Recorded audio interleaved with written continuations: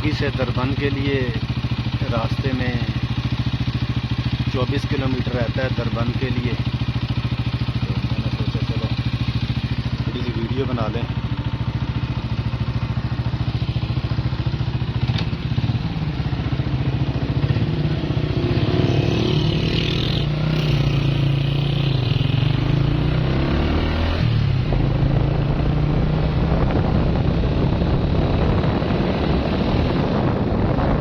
खूबसूरत पहाड़ हैं, सरसब्ज़ पहाड़ हैं।